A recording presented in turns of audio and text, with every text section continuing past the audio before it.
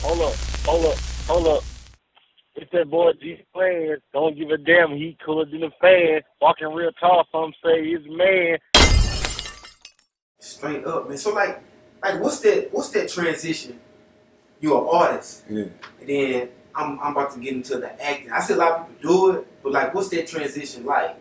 Man, my hardest transition was transitioning from a drug dealer, gang member to a person that people want to meet and want to see and take pictures of and say, "Oh, hey," and come to you.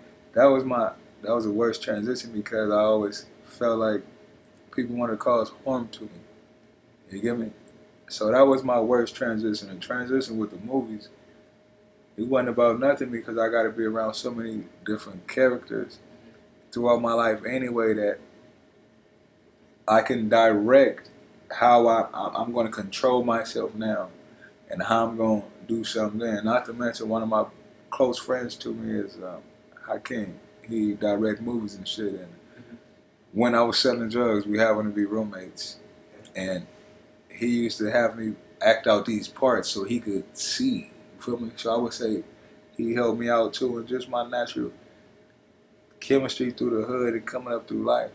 I'm gonna say that gave me a good push on it, but it wasn't really a transition. It's kind of like would you pull yourself towards? That's why I said earlier that I look at acting like it's my job, and I look at music like it's my passion. You know what I'm saying? And speaking of hood, neighborhood, man, R.I.P. Nip, neighborhood Yeah, Nip. my brother, rest in peace. I see the prolific tattoo. You know, I've been online. I've heard everybody's story about Nip this, Nip that, whatever. Yeah. Like, I mean, now you see, I'm smiling now. I got. You know, who was Nip to you? Hermes. Who was that guy to you? Hermes was a nigga like me and my problems. You know, I came through game and other, Suge Knight and shit like that. So, Hermes was a different individual in that shit. You get me?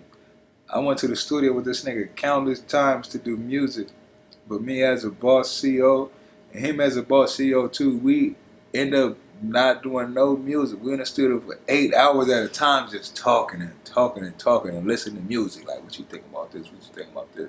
But I could always call him, he point me in the right direction. He'll always give his time to me and his energy to me. If you look back 2011 after he released he went on tour with Red Tour with Game. I was on there with him. That's when we really got close. But 2011, you look at the Dove Show, if you look it up, it was when he really started pressing his tape. And I told him, like, come on, my nigga. Like, come on, it's going to be thousands of people out there. Nigga, pull up. Yeah. He put up by himself. You get me? You see, I brought out Mac 10, I brought out Game, I brought out Nipsey. But you can even see how he was performing at it. He was just getting into his character and shit. But we always share like dope ass moments, even on the tour with Game. You get me? I can never take away from how important he is. And he is. I'm not going to say was at all. How important he is in this game just by his whole direction. Mm-hmm. And I say everything, even how I act and how I am, it comes from your background. He came from a good background. You get me? So that bled off on him, and he was an individual that felt every aspect of it, and he had to project it like that, my nigga. He a good nigga. You can. I performed the song. I performed Kush Stock, Mm-hmm. and then it come time where I do the part where I do to the fallen West Coast legend. I put Nip on there. I'm listening. Got my mom on the stage. I start boo-hoo crying on that motherfucker. You were crying, bro? Boo-hoo crying. It's all documented. You can look at it. Boo-hoo crying. You feel me? But I feel good about it. But I never thought I would do that with that nigga. You get what I'm saying? Yeah. But Nip is very important to me. That's why I did all that shit. You can see by my eyes right now how important it is. Yeah, I see. But yeah. Because like a lot of, especially guys from the West Coast and Nip this and Nip that. But at the time when you had passed, yeah, fuck what all them other niggas saying.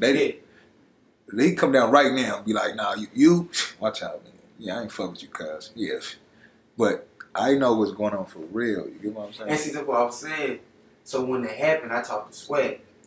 He said, "Man, I'm gonna tell you, he said, I think Menace probably chilling right now. He ain't doing, he taking it kind of hard. I know Nip was important to him. Yeah. Cause I had went to your social media. I went to like all the West Coast guys trying to see, but I ain't see nothing. See, this is my brother. I'm mad. I'm mad that niggas posted the things they posted. You get me?